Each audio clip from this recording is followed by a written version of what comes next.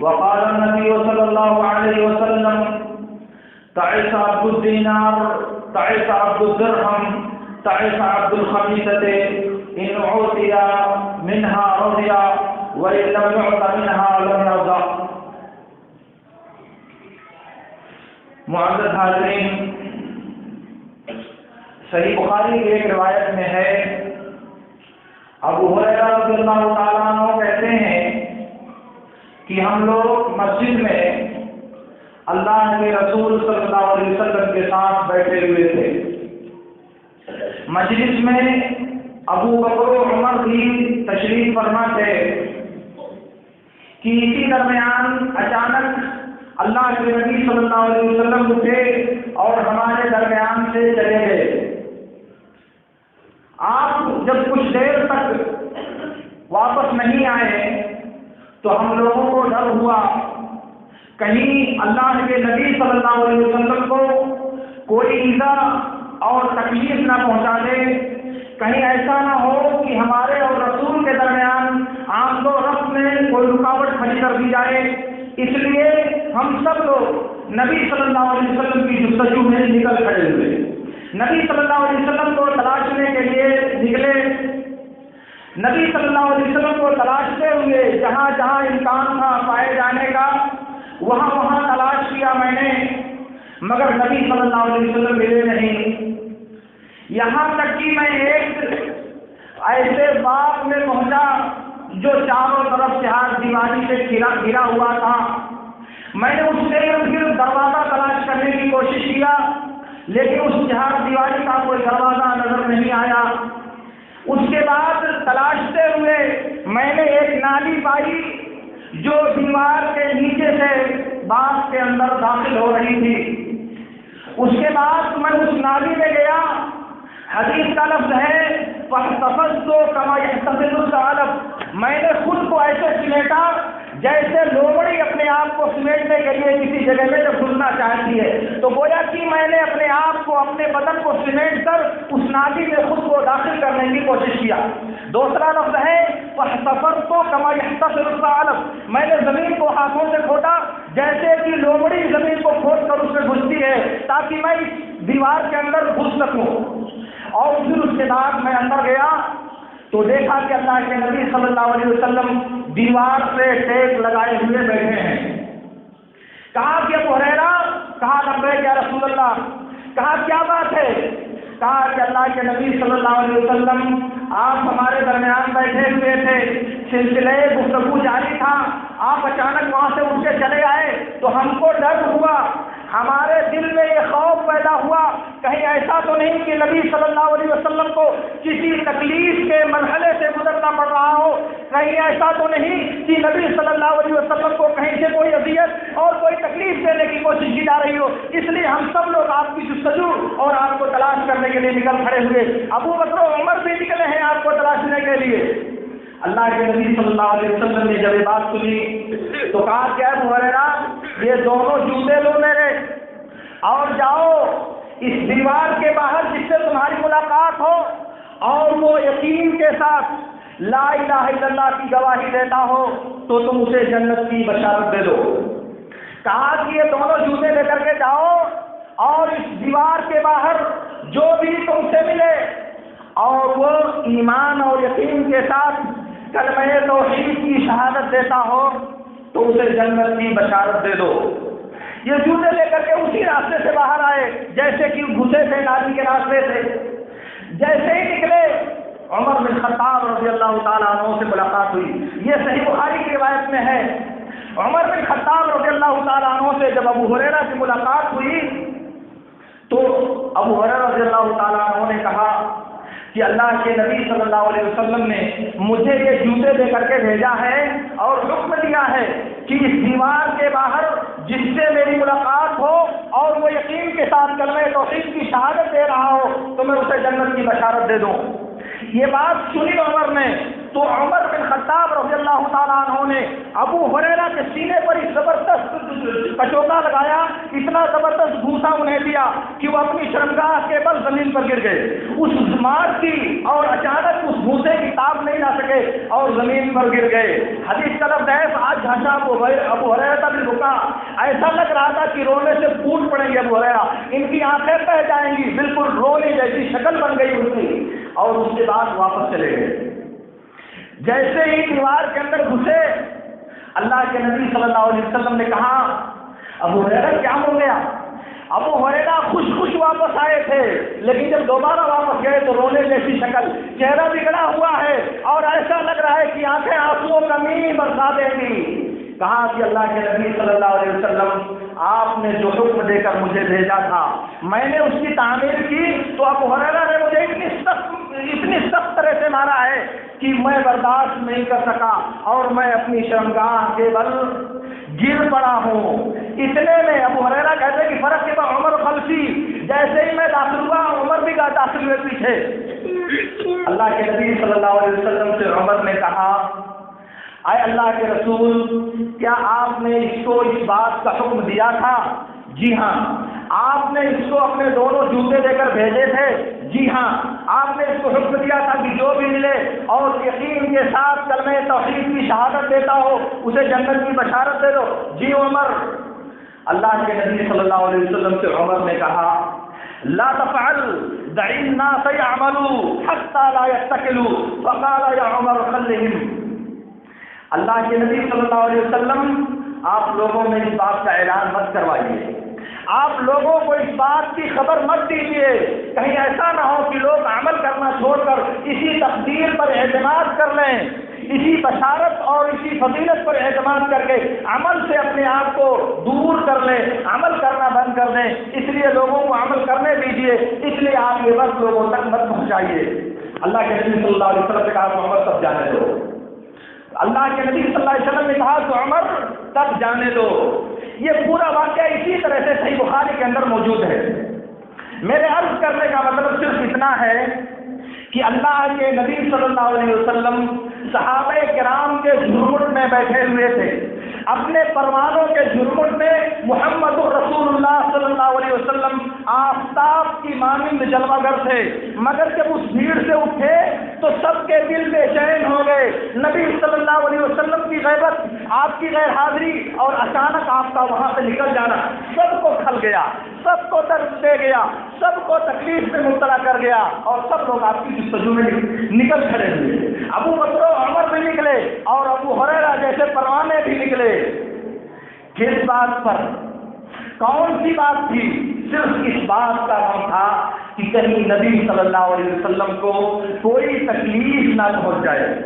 کہیں نبی صلی اللہ علیہ وسلم کو کوئی اذیت لاحق نہ ہو جائے۔ اور یہ بات نبی صلی اللہ علیہ وسلم کے صحابہ کو برداشت نہیں ہے۔ محبت کا یہ وہ رتبہ ہے جس کے لیے انہوں نے اپنی جان کو نبی صلی اللہ علیہ وسلم کے لیے نثار کرنا تو گوارا کر لیا، مگر یہ گوارا نہیں کیا کہ پائے اقدس میں کبھی کوئی کانٹا بھی چبھ جائے، یہ گوارا نہیں کیا۔ یہ وہ نسل ہے اور یہ وہ گروہ ہے اور وہ زمین کی وہ مقدس جماعت ہے جسے میرے نبی صلی اللہ علیہ وسلم نے اپنی محنت، اپنی تربیت اور اپنی قد و کاوش کے ذریعے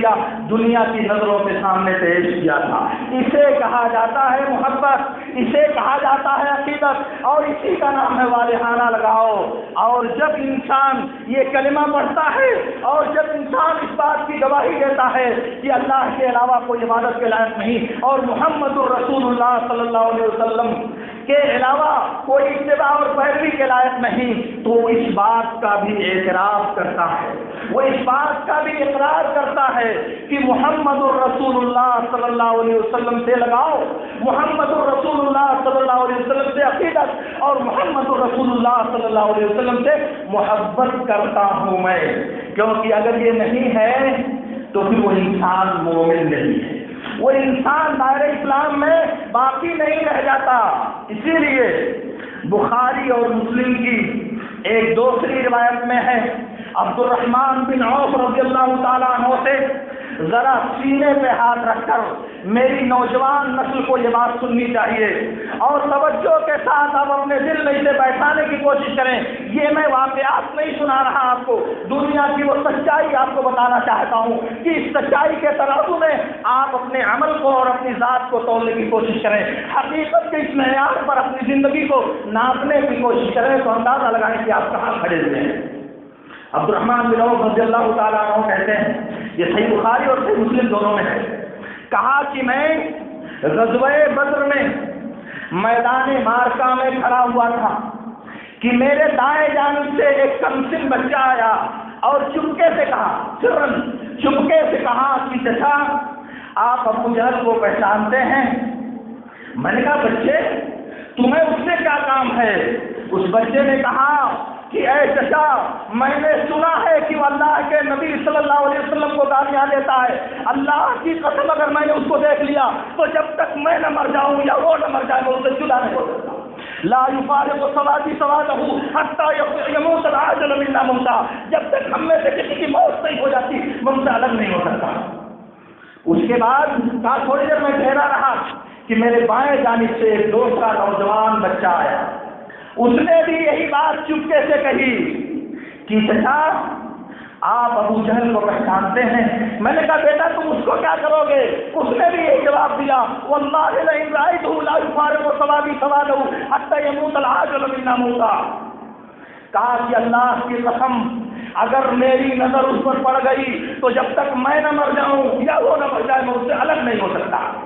اس کے بعد عبد الرحمن بن عوف رضی اللہ تعالیٰ عنہ کہتے ہیں کہ تھوڑی دیر ٹھہرنے کے بعد پھر میں نے دیکھا کہ ابو جہل لشکر کے اندر گردش کر رہا ہے. میں نے اشارہ کیا, کہا کہ یہ بچے وہ رہا تمہارا شکار. پھر وہ دونوں بچے تلوار لے کر باز کی رفتار سے لگتے اس کے اوپر اور دونوں اس میں گلفار ہو گئے. یہاں تک کہ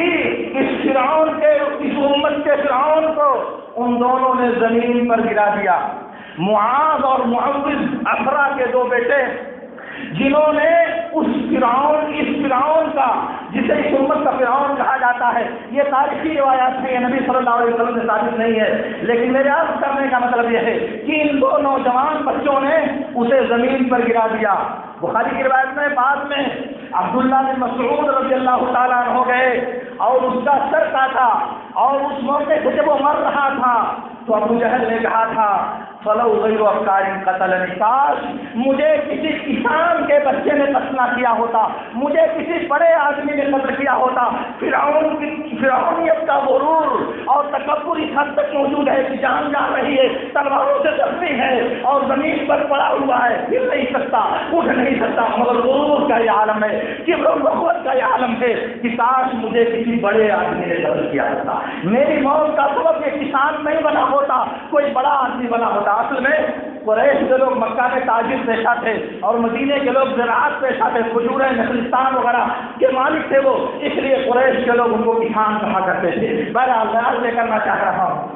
کہ ان نوجوانوں کو یہ بات گوارا نہیں ہے کہ اس روئے زمین پر کوئی انسان محمد الرسول اللہ صلی اللہ علیہ وسلم کو گالی دے اور وہ اس دنیا میں زندہ رہے. ایسی ذات کو اس دنیا میں زندہ رہنے کا حاصل نہیں ہے جو میرے نبی صلی اللہ علیہ وسلم کو گالی دیتا ہے, برا بھلا کہتا ہے, آپ کی عزت پر غبار اٹھانے کی کوشش کرتا ہے, جو نبی صلی اللہ علیہ وسلم کو اپنا نشان تصدیق بنانے کی جرات کرتا ہے, اس آدمی کو اس دنیا میں زندہ رہنے کا حق نہیں ہے. یہ نوجوان بچے ان کے ایمان کی غیرت اور ان کے دین کی مضبوطی کا یہ عالم ہے کہ جو شخص میرے نبی کو بری نظر سے دیکھتا ہے اسے دنیا میں زندہ رہنے کا حاصل نہیں ہے. میرے دوستوں, ان نوجوانوں نے بھی یہی کلمہ پڑھا تھا جو کلمہ پڑھ کر کے ہم صبح و شام اپنے آپ کے مسلمان ہونے کا دعویٰ کرتے ہیں, مگر نبی کی شان میں گستاخی کی جائے, نبی کی عزت کو پامال کیا جائے, نبی کی ناموس پر حملہ کیا جائے, ہم میں سے کسی کو غیرت نہیں آتی, کسی کے ماتھے پر پسینہ نہیں نکلتا. وہ کون سی عقیدت ہے میرے دوستوں, وہ کون سی محبت ہے ہمیں نبی صلی اللہ علیہ وسلم سے, وہ کون سا لگاؤ ہے پیارے نبی صلی اللہ علیہ وسلم کی ذات سے. کبھی سوچا آپ نے؟ ہمارے لوگ کہتے ہیں کہ بچے کو ابھی سونے دو, فجر میں اسے نہیں جگانا, بچہ ہے,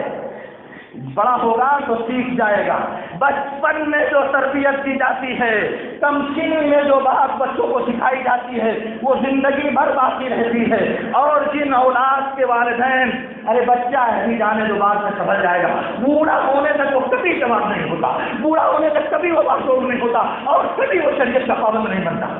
لیکن بچپن میں جس کی لو لگائی جاتی ہے، بچپن میں جس کو راستہ دکھایا جاتا ہے، بچپن میں جس کی تربیت کی جاتی ہے، وہ آگے چل کر کے معاذ اور معاوض بنتا ہے۔ لیکن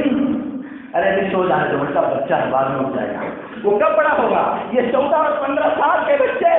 یہ 16 اور 17 سال کے نوجوان، جب ہمارے بچوں کو کپڑا بھی پہننے کا شعور نہیں ہوتا، وہ اس عمر میں یہ شعور رکھتے ہیں، ان کو یہ فکر ہے کہ میرے نبی صلی اللہ علیہ وسلم کی طرف کوئی انگلی نہیں اٹھنی چاہیے، نبی صلی اللہ علیہ وسلم کے تقدس کی طرف کوئی لچائی ہوئی نظر نہیں اٹھنی چاہیے۔ اور ہم کو ارے نہیں جانے تو بلکہ بچہ بڑا ہوگا تو سمجھ جائے گا، وہ کبھی نہیں سمجھتا، زندگی ختم ہو جاتی ہے، کبھی شعور کے مرحلے میں وہ داخل نہیں ہوتا۔ میں عرض یہ کرنا چاہ رہا ہوں میرے دوستو، اس کا نام ہے عقیدت، اسے کہا جاتا ہے محبت۔ اور ہمارے نوجوانوں کو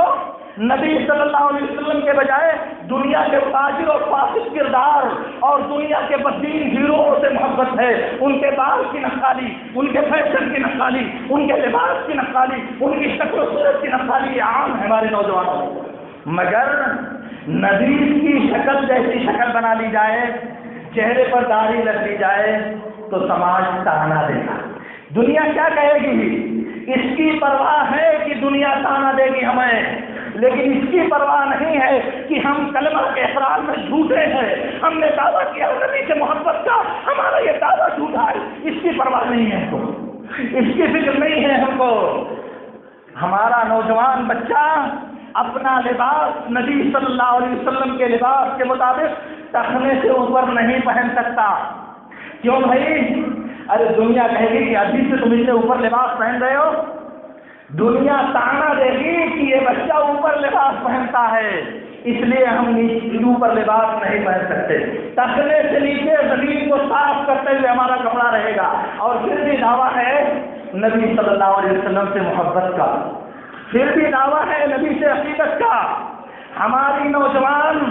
اور پرانی دونوں نسلیں رات اور دن حرام خوری کا انتخاب کرتی ہیں، پان گٹکا مسالہ بیڑی اور سگریٹ جیسے قتل کر دینے والی بیماری چیزیں اور انسان کی صحت کو تباہ کر دینے والی چیزیں دھڑلے کے ساتھ استعمال کی جاتی ہیں۔ کیوں؟ ارے مجھے برداشت نہیں ہوتا، ہم رہ نہیں پاتے۔ یہ بات تو سمجھ میں آتی ہے کہ آپ صبر نہیں کر پاتے، لیکن آپ نے کبھی اس پر غور کیا کہ میرے نبی صلی اللہ علیہ وسلم نے کہا ہے کہ جو پیاز اور لہسن کھا لے وہ مسجد میں نہ آئے، وہ ہماری جماعت میں حاضر نہ ہو۔ پیاز کھانا بھی حلال ہے، لہسن کھانا بھی حلال ہے، لیکن اس میں جو مہک پیدا ہوتی ہے اس مہک کی وجہ سے میرے نبی صلی اللہ علیہ وسلم نے کہا کہ آپ مسجد میں مت آئیں، جماعت میں مت حاضر ہوں، مگر آپ ان گندی چیزوں کی بدبو لے کر کے مسجد میں آ کر نمازیوں کو توبہ کرتے ہیں، نمازیوں کے خشوع اور خضوع میں رکھنا ڈالتے ہیں۔ آپ نے کبھی اس کو بھی سوچا؟ میرے نبی صلی اللہ علیہ وسلم نے کہا ان الملائکۃ تتعظی مما یتعظی منہ بنو آدم، جس چیز سے انسانوں کو تکلیف ہوتی ہے اس چیز سے فرشتوں کو بھی تکلیف ہوتی ہے، اس چیز سے فرشتوں کو بھی تکلیف ہوتی ہے۔ سنیں میرے دوستو، میرے نبی صلی اللہ علیہ وسلم نے کہا ہے کہ انسان جب نماز میں ہوتا ہے اور وہ دعا پڑھتا ہے، ذکر پڑھتا ہے، قرآن پڑھتا ہے تو فرشتے اپنا ہونٹ اس کے ہونٹ پر رکھتے ہیں، فرشتے اپنا ہونٹ اس قاری کے منہ پر رکھتے ہیں۔ اب بتائیے جب آپ کے منہ سے بدبو چھٹکے گی وہ آپ کی طرف سننے کے لیے وہاں حاضر ہوگا، وہاں موجود رہے گا کبھی وہ؟ تو میں عرض کرنا چاہ رہا تھا میرے دوستو، محبت کا جو معیار اور محبت کی جو کسوٹی ہے وہ یہ ہے جو ابھی آپ سے میں نے عرض کیا۔ بہرحال میں بھی بات آگے بڑھاتا ہوں، لیکن ایک بات پہلے عرض کر دوں تو میں بھول گیا شروع میں کہنا، وہ یہ ہے کہ ابھی میں مسجد میں داخل ہوا تو دیکھا سارے لوگ بلند آواز سے قرآن کی تلاوت کر رہے ہیں. یہ حرام ہے پڑھنا. کان کھول کر سنو گے, یہ حرام ہے بلند آواز سے مسجد میں اس طرح سے پڑھنا. نبی صلی اللہ علیہ وسلم ایک بار مسجد میں داخل ہوئے تو دیکھا لوگ اسی طرح آواز میں بلند قرآن پڑھ رہے ہیں, بلند آواز سے قرآن کی تلاوت کر رہے ہیں. تو میرے نبی صلی اللہ علیہ وسلم نے منع کیا اور کہا لا يجهر بعضكم على بعض فإن أحدكم يناجي ربه. کہا کہ ایک دوسرے پر قرآن پڑھنے میں اپنی آواز بلند مت کرو. کیوں بھائی؟ اس لیے کہ ہر آدمی اللہ تعالیٰ سے سرگوشی کرتا ہے, ہر آدمی رب سے مناجات کرتا ہے,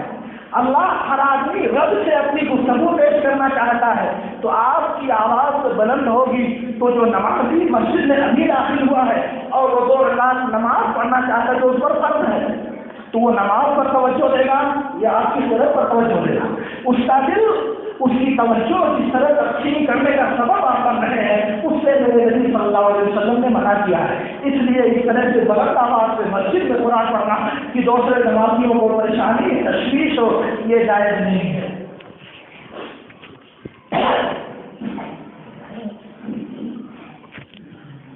میرے دوستوں, میں آپ سے صرف یہ عرض کرنا چاہ رہا ہوں کہ نبی صلی اللہ علیہ وسلم کا جو وجود اقدس ہے, نبی صلی اللہ علیہ وسلم کی جو دعوتی زندگی ہے, نبی صلی اللہ علیہ وسلم کے جو پیغام پہنچانے کا طرز ہے, وہ اس بات کا تقاضا کرتا ہے کہ روئے زمین پر نبی صلی اللہ علیہ وسلم سے بڑا محسن, نبی صلی اللہ علیہ وسلم سے بڑا لائق احسان اس روئے زمین پر کوئی دوسرا آپ کے لیے نہیں ہونا چاہیے. سب سے زیادہ لائق تقدیس, سب سے زیادہ لائق احترام اور سب سے زیادہ لائق محبت اور تعظیم اگر کوئی ذات ہے تو صرف اور صرف اللہ کے رسول صلی اللہ علیہ وسلم کی ذات ہے. آپ سنیں, صحیح ابن حبان کی صحیح روایت میں ہے, اللہ کے رسول صلی اللہ علیہ وسلم نے ارشاد فرمایا اذا اصیب احدکم بمصیبۃ فلیذکر مصیبتہ بی فانها اعظم المصائب. کہا جب تم میں سے کسی کو کوئی مصیبت لاحق ہو, جب تم میں سے کسی کو کوئی پریشانی گھیر لے تو وہ میری موت کو یاد کرے, میری وفات کے ذریعہ اس کو جو صدمہ پہنچا ہے اس صدمے کو یاد کرے. کیوں؟ اس لیے کہ وہ دنیا کی سب سے بڑی مصیبت ہے, وہ دنیا کی سب سے بڑی آفت ہے جو دنیا انسانیت کو لاحق ہو سکتی ہے, جو دنیا انسانیت کو اپنی گرفت میں لے سکتی ہے, وہ سب سے بڑی مصیبت ہے. تو نبی کی وفات اس کائنات میں برپا کیے جانے والی آفتوں میں, زمینی اور آسمانی تمام آفتوں میں سب سے بڑی آفت محمد الرسول اللہ صلی اللہ علیہ وسلم کی وفات ہے. اس کا مطلب یہ ہوا کہ آپ کی ذات نبی صلی اللہ علیہ وسلم کا وجود دنیا میں سب سے بہتر اور سب سے افضل وجود ہے جن کا احترام کیا جائے, جن کی عزت کی جائے, جن کا اکرام کیا جائے, جن کی عظمت کے گن گائے جائیں, وہ سب سے زیادہ مقدس اور برتر ہیں. اس لیے ہم اہل ایمان سے تقاضا ہے, ہم مومنوں سے اس بات کا مطالبہ ہے کہ ہم نبی صلی اللہ علیہ وسلم کی زندگی اور نبی صلی اللہ علیہ وسلم کی سیرت کو اپنانے کی کوشش کریں. اور یہ بات یاد رہے کہ نبی صلی اللہ علیہ وسلم نے کہا ہے لیس منا من تشبہ بغیرنا, وہ شخص ہم میں سے نہیں ہے جو دوسروں کی مشابہت اور نقالی کرتا ہے, وہ شخص ہم میں سے نہیں ہے جو دوسروں کی مشابہت اختیار کرنے کی کوشش کرتا ہے. اس لیے نبی صلی اللہ علیہ وسلم کی سیرت اپنانا, دوسروں کی نقالی سے اپنے آپ کو بچانا, یہ ہماری محبت کے لیے شرط ہے. اور جب تک آپ دوسروں کی نقالی سے اپنے آپ کو محفوظ نہیں رکھیں گے تب تک نبی صلی اللہ علیہ وسلم کی سیرت کی جلوہ نمائی آپ کی زندگی میں پیدا نہیں ہو سکتی. میں یہ بات آپ سے عرض اس لیے کر رہا ہوں کہ ایک طرف تو آپ کلمہ کو ہونے کے ناطے نبی صلی اللہ علیہ وسلم سے محبت کا دعویٰ کرتے ہیں, اور دوسری طرف دوسروں کے دین اور ان کے قومی شعار کی نقالی میں آپ ایسے امور اور اعمال کو انجام دیتے ہیں جو دوسری قوموں کی مشابہت اور ان سے بدحالی کی وجہ سے ہمارے درمیان ڈر آئی ہے، داخل ہو گئی ہے۔ مثال کے طور پر جنم دن منانے کا اہتمام کرنا، کسی کی پیدائش کی سالگرہ منانے کا اہتمام کرنا، اور بالخصوص عیسیٰ علیہ السلام کی پیدائش کے دن کو جو کل کی تاریخ میں ساری دنیا میں انتہائی جھوٹے طریقے سے منانے کی کوشش کی جاتی ہے۔ یہ بات تھوڑا تفصیل چاہتی ہے، لیکن میں آپ سے اشارہ عرض کر دوں کہ عیسیٰ علیہ السلام کی پیدائش کا جو نقشہ اللہ رب العالمین نے سورہ مریم میں بیان کیا ہے، اس کا خلاصہ یہ ہے کہ عیسیٰ علیہ السلام کی جب پیدائش ہوئی تو کھجور کے درختوں پر کھجور پھلا ہوا تھا۔ نخلستان میں کھجور کے پھل لگے ہوئے تھے اس وقت، اور ساری دنیا جانتی ہے کہ درختوں پر، کھجور کے درختوں پر پھل جون اور جولائی کے گرم مہینے میں آتا ہے، دسمبر اور جنوری کے سرد مہینے میں کھجوروں کے درخت پر پھل نہیں آتا، یہ ساری دنیا جانتی ہے۔ اور اس کے باوجود 25 دسمبر کو عیسیٰ علیہ السلام کی پیدائش کا دن قرار دینا یہ ایک ایسا جھوٹ ہے جس جھوٹ پر لوگوں نے اپنی دھاندلی کے ذریعہ، اپنی اکثریتی عدد کے ذریعہ اور دنیا کے امور پر اپنی اقتدارانہ قوت کے ذریعہ ساری دنیا کو تسلیم کرنے پر مجبور کر دیا ہے، جبکہ حقیقت یہ ہے کہ یہ واضح طور سے جھوٹ کہا ہوا افسانہ ہے، اس کی کوئی سچائی نہیں ہے۔ اس لیے عیسیٰ علیہ السلام کی پیدائش گرمی کے دنوں میں جب کھجور کے درختوں پر پھل آتے ہیں ان دنوں میں عیسیٰ علیہ السلام کی پیدائش ہوئی ہے۔ اس لیے جھوٹے طور سے دسمبر میں ان کی پیدائش کا جشن منانا یہ ظاہر ہے کہ یہ جھوٹ ہے یا لکیر پیٹنے کے ہم مانا ہے۔ آپ کو یاد ہوگا پچھلے دنوں جب صدام حسین کو عالمی قوتوں نے گرفتار کیا تھا، گرفتار کرنے کے بعد جب اس کی گرفتاری کا مشاہدہ دنیا نے ذرائع ابلاغ پر کیا تو اس سے بیک ورڈ میں کھجور کے درختوں پر پھل دکھائی دے رہے تھے۔ اس کو جنوری میں دکھایا گیا تھا کہ جنوری میں پکڑ لیا گیا ہے صدام حسین کو، لیکن جب لوگوں نے بیک گراؤنڈ میں یعنی اس تصویر کے پیچھے درختوں پر پھل دیکھے تو ساری دنیا نے یہ تبصرہ کیا تھا، اس کا مطلب یہ ہے کہ آج سے 6 اور 7 مہینہ پہلے اس کو ان لوگوں نے پکڑ کر اپنی گرفت میں رکھا ہوا تھا، مگر 7 مہینے کے بعد اعلان کیا کہ ہم نے صدام کو پکڑ لیا ہے۔ اسی بات سے، اسی حقیقت کے ذریعہ لوگوں نے اس بات کا اظہار کیا تھا۔ آپ میں سے جو باہر ہوں گے انہیں یہ بات یاد ہوگی اور انہوں نے اس تبصرے کو پڑھا ہوگا، لیکن میں آپ یہ کرنا چاہ رہا تھا کہ عیسیٰ علیہ السلام کی پیدائش کا دن منانا یہ نصرانیوں کا دن ہے۔ عیسیٰ علیہ السلام کے جنم دن پر کرسمس ڈے کا اہتمام کرنا یہ نصرانیوں کے دین اور ان کا قومی شعار ہے۔ مسلمانوں کو کیا پڑھی؟ مسلمانوں نے اسی کی نقالی میں کہ عیسیٰ علیہ السلام اپنے نبی کا جنم دن مناتے ہیں، اس لیے ہم کو بھی اپنے نبی کا جنم دن منانا چاہیے، ہم کو بھی اپنے نبی کی پیدائش کا اہتمام کرنا چاہیے، اس لیے وہ کرسمس تو نہیں کر سکتے، اس کا نام رکھا ہے عید میلاد النبی۔ کہاں جائیے آپ پورے 600 سال دیکھیے اسلامی تاریخ کے، آپ کو کوئی وجود نہیں ملے گا اس کو، اور ابھی عراق میں جا کر کے ماں اور اسلام کو شروع سے بننے کو ہوتا وہاں سے اس چیز کو ایجاد کیا گیا، اور اسی طرح سے اس کو دین میں داخل کرنے کے لیے عید میلاد النبی اور محبت رسول کا سنہرا نام دیا گیا، خوبصورت نام جو انسان اور نوجوانوں کے دلوں کو اپیل کرنے والا ہے کہ بھائی نبی سے کون محبت نہیں کرتا، لیکن میرے دوستوں محبت کرنا نبی سے یہ ہمارا دین بلکہ ہمارے دین کے افضل ترین احکام میں سے ہے، اس لیے اس کے لیے ضروری ہے کہ وہ طریقہ، وہ انداز اور وہ طور یہ ثابت ہو جو نبی صلی اللہ علیہ وسلم نے سکھایا ہے۔ اس لیے اللہ کی عبادت کسی ایسے عمل کے ذریعہ کیا جائے جو اللہ کے رسول صلی اللہ علیہ وسلم نے نہیں سکھایا، امت کے لیے جائز نہیں۔ کسی کے لیے بھی اللہ کی کوئی ایسی عبادت کرنا جو محمد رسول اللہ صلی اللہ علیہ وسلم نے نہیں سکھائی، ہمارے لیے ایسی عبادت کرنا جائز نہیں ہے۔ اسی لیے جب آپ نبی صلی اللہ علیہ وسلم سے محبت اور نبی صلی اللہ علیہ وسلم کے عقیدت کے پیمانے پر اپنی زندگی کو ناپنے کی کوشش کریں گے،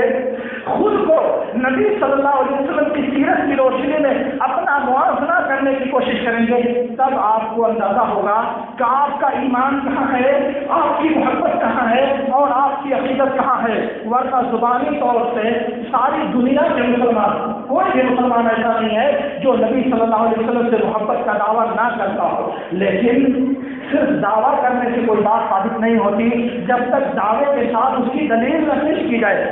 تو میں آج یہ کرنا چاہ رہا تھا کہ میرے دوستوں،